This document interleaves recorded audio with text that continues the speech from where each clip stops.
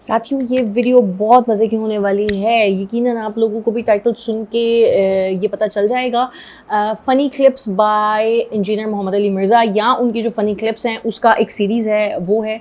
चल के देखेंगे फिर पता चलेगा कि इसके अंदर कौन सी फ़नी चीज़ हुई है, क्योंकि मुझे तो ऐसा लेकिन चलेंगे देखेंगे। सब्सक्राइब करना है और बेल आइकन को दबाना है फटाफट, ताकि कोई भी वीडियो लगती है तो नोटिफिकेशन आपको मिल जाए।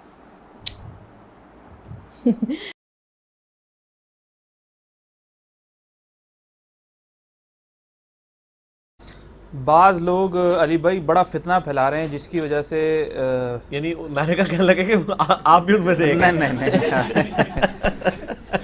बाज़ लोग बड़ा फितना फैला रहे हैं जिसकी वजह से यार फितरे के लफ्ज़ से बड़ा डर लगता है। अगला सवाल अली भाई एक भाई का है कि वो ये कहते हैं रमज़ानुल मुबारक में नमाज तरावी के दौरान अगर इमाम साहब की क़िरात समझने में दुश्वारी हो रही हो या समझ ही नहीं आ रही हो उनके स्पीड की वजह से, तो क्या उसी मस्जिद के किसी कोने में खड़े होकर ख़ुद हम इमामत करके जो है वो तरावी पढ़ा सकते हैं, या इसका कोई और हल है? ताड़ी जुरत नहीं, ये भाई का सवाल है।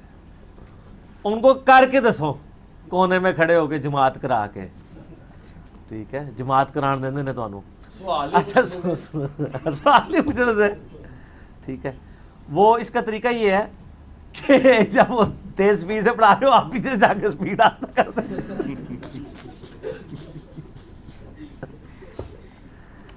वो नेट पे आपने देखा ना, वो एक मलेशिया या इंडोनेशिया की तरावियाँ चढ़ी हुई है, ओए होए होए होए किस तरह यार वो उन्होंने मजाक उड़ाया हुआ है। ये इस तरह पढ़ना हराम है और बाज़-औक़ात ये कुफर की कैटेगरी में फॉल कर जाएगा, क्योंकि अगर आपने अल्फाज बिगाड़ दिए तो अल्फाज तो कलमात कुफर बन जाएंगे। और हमारे साथ कोई वैसे हमदर्दी भी नहीं करता। आप दिन के वक्त हेडलाइट जला के ना मोटरसाइकिल की 1 किलोमीटर का सफ़र तय करके बताएं तो आपको 50 बंदे यूं यूं इशारा करेंगे, लेकिन सर आप 50 साल तक किसी मस्जिद में अपने बुजुर्गों के तरीके पर नमाज पढ़ते रहे, आपको एक बंदा भी कंधा थपका के नहीं कहेगा कि यार ये नमाज सुन्नत के मुताबिक नहीं आप पढ़ रहे, और अगर कहेगा तो वो अपनी खैर मना लेगा। और आप मुंह भी नहीं चढ़ाएंगे जो आपको यूं यूं कहते हैं आप लाइट बंद करें, लेकिन आपको कोई बुखारी खोल के आपके बुजुर्ग बाबों का भी तर्जमा दिखा दे तो आप कहेंगे तो ये तू तेरी शक्ल अपनी दूर करे। तो सर आपने फिर अल्लाह को सीरियस नहीं ना लिया, मोटरसाइकिल की हेडलाइट को तो सीरियस लिया है। और आप देखें इन लोगों को आप कहेंगे कि ये बोले हैं, आज तक मैंने नहीं देखा कि किसी ने यूं यूं इशारा किया दूसरे को परे हो मेरी हेडलाइट है, वो ऐसे करते हैं। वो कहता है स्टैंड चुक लो जी, स्टैंड चुक लो, ठीक है, असि कहना थोड़े हाथ चुक लो यार वैदा रास्ते साढ़े मगर हो जाते हैं, स्टैंड नहीं चुकाते रहते हैं, अल्लाह से पता हाथ चुकने वास्ते कहने चुकते ही नहीं ने, ठीक हो गया। अगला सवाल भी बड़ा अहम है जी। बाद लोग सूरह अल माइदा की आयत नंबर 101 के तहत ये मौक़िफ़ पेश करते हैं कि उलमा से ज़्यादा सवाल करना हराम है, क्योंकि इस्लाम ने बाल की खाल उतारने को सख्ती से मना फरमाया है। इस कॉन्टेस्ट में दुरुस्त और एतदाल पर मबनी राय आपने दीजिए। देखिए जी, उलमा से सवाल करना क्या है जी, मना है, मना है, हराम है, हराम है। ये भी कहना चाहिए गुस्ताखी भी है। जब उलमा को जवाब ही ना आता होगा तो उनको फिर यही मौक़िफ़ अडॉप्ट करना चाहिए। वो शहजाद भाई आप ही की बात है, ये कहते हैं कि उलमा तकरीरें तो करते हैं मजमों में, जब सवाल पूछे तो कहते हैं आ जाए साइड वाले कमरे में।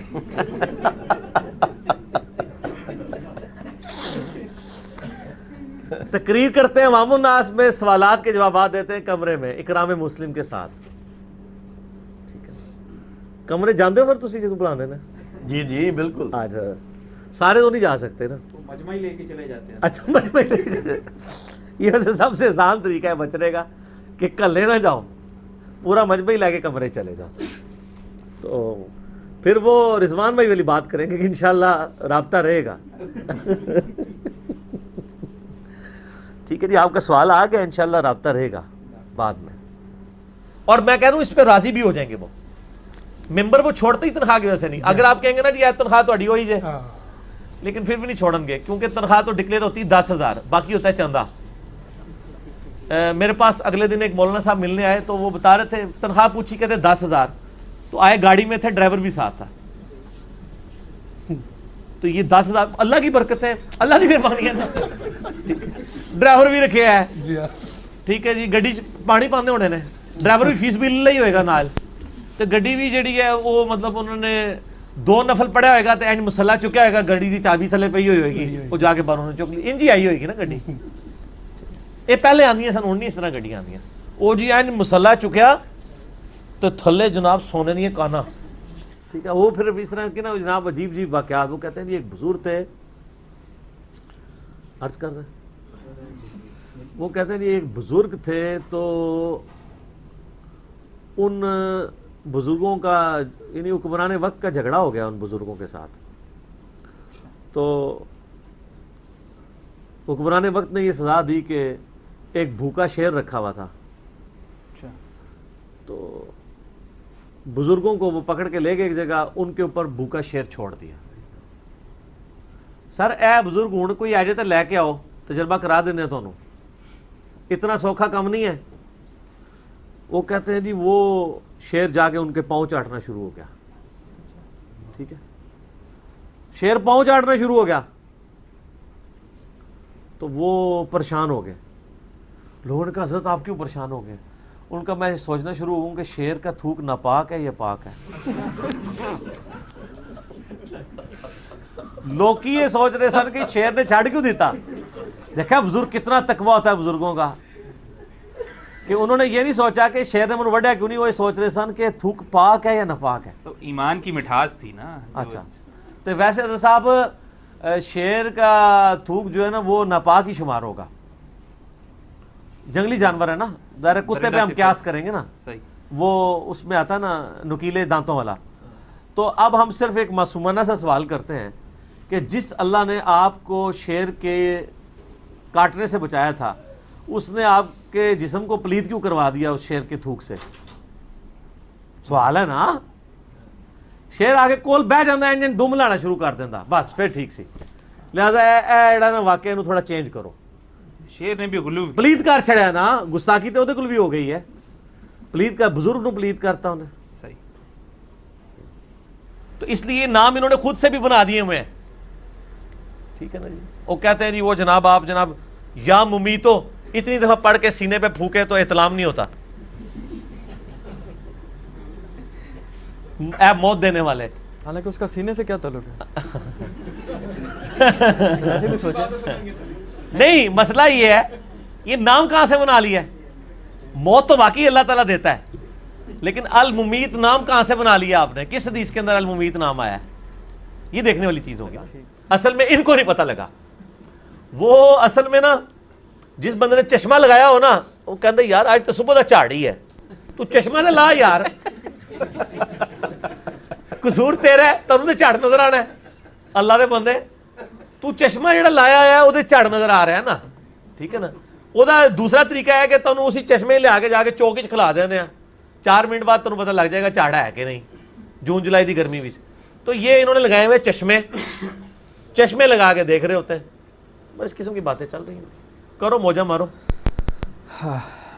اگلا سوال یہ ہے یہ آج جو آپ نے بھری ہے وہ کس کی وجہ سے بھری ہے؟ بزرگوں کے چھوٹ جانے پہ غم کیا آپ نے؟ نہیں غم نہیں ہے انشاءاللہ. خوشی کی آپ بھری ہے, آپ حق کی تلاش ہے, اسی طرف بڑھ رہے ہیں انشاءاللہ. مجھے بتایا آپ کو تلاش ابھی تک نہیں ہوئی ہے, آپ ہر سال لفنڈروں کی طرح علماء کے پاس جاتے ہیں. وہ کیا لفظ عثمان میں کیا لفظ استعمال کیتا سی؟ مسٹنڈے. وہ ایک ایکٹر صاحب نے آپ کے لیے مسٹنڈے کا لفظ استعمال کیا ہوا ہے. جی ظاہر ہے وہ کر سکتے ہیں. اچھا, سحری کے حوالے سے ذرا یہ غلط فہمی اور دور کر دیں, کیونکہ میں نے ایک نماز پڑھنے کا اتفاق ہوا, اس میں مسئلہ ڈسکس کر رہے تھے, حنفی عالم تھے, کہ اگر کسی کو یہ گمان ہوا سحری کرتے ہوئے کہ ابھی سحری کا وقت نہیں نکلا ہے, اور جب اس نے سحری کر لی تو پتہ چلا سحری کا وقت تو گزر گیا, اس کو غلطی لگی ہے, تو بہرحال وہ روزے کی قضا کرے گا, ٹھیک ہے, اس کا روزہ نہیں ہوگا, لیکن وہ افطار تک بھوکا رہے گا, ہاں کھا پی نہیں سکتا. کیوں؟ یہی ہے نا کہ نہیں کھا پی سکتا, اسی وجہ جب روزہ ہی نہیں ہے. نہیں یہ واقعتاً میں نے خود گل پلازا یہ اسی طرح ہی ہے جس طرح فقہ حنفی میں لکھا ہوا ہے کہ ایک بوٹی کو آپ وہ دھاگے سے باندھیں اور کسی کے حلق میں ٹپکائیں اور پھر باہر نکال لیں تو اس سے روزہ نہیں ٹوٹے گا. مطلب اس طرح ہاں لکھا ہوا ہے, اس طرح کی کوئی چیز مطلب نہیں ہے. اچھا ویسے ہمارے بزرگوں کی اس سے مذاق کتنی اچھی ہوتی تھی, کتنے پیارے پیارے مسائل لکھ کے گئے ہیں. ابھی تو روزے کی حالت میں استنجا کرنے کا جو طریقہ ہے وہ تو میں بتا ہی نہیں رہا. اس کے لیے آپ یوٹیوب حافظہ اللہ پہ وہ ویڈیوز دیکھ لیں. میرے خیال سے پہلے پہلیاں نہیں ہمارے ہوتی ہیں. بزرگوں کو یہ بھی نہیں پتا تھا کہ انڈر گریوٹی چیزیں نیچے آتی ہیں یا اوپر چڑھتی ہیں. نیوٹنز لا جو گریوٹی ہے وہ بھی ان کو نہیں پتا تھا.